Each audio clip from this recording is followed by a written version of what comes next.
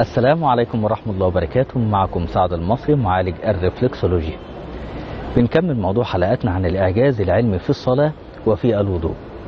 كان في مرة من المرات وانا في الإيميل عن طريق الإنترنت كان سيدة، هذه السيدة صينية، وهذه السيدة هي تتبع الديانة المسيحية، فحاولت انها تكتب لي وكانت بتقول لي انها اتربت تربية دينية صارمة، كان مذهبها الكاثوليكية، وكانت دايما بتشعر بالضيق في أوقات الفجر خصوصا، وكانت بتؤدي الصلاة اللي كانت معروفة في الديانة المسيحية، ولكن ما كانش بيتم عندها الإشباع الجانب الروحي. فحاولت انها تبحث عن طرق أخرى وأساليب أخرى تحاول انها تشبع هذا الجانب المهم، الجانب النفسي والجانب الروحي. فحاولت انها تمشي في القرية بتاعتها الى ان وجدت مكان ليس به صور، وهو مكان خاص بالعبادة.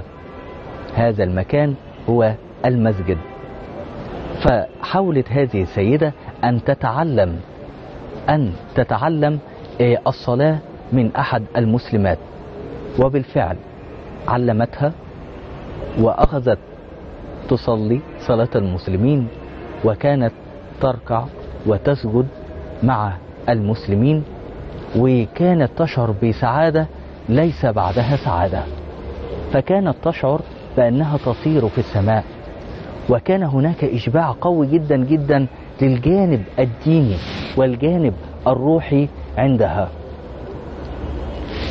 هكذا الصلاة بالنسبة للمسلمين، فأيقنت أن هذه هي الحركات المعروفة في الصلاة عند المسلمين هي التي أشبعت هذه الناحية التي كانت تبحث عنها منذ أن ولدت، ولم تجدها في الديانة المسيحية الكاثوليكية.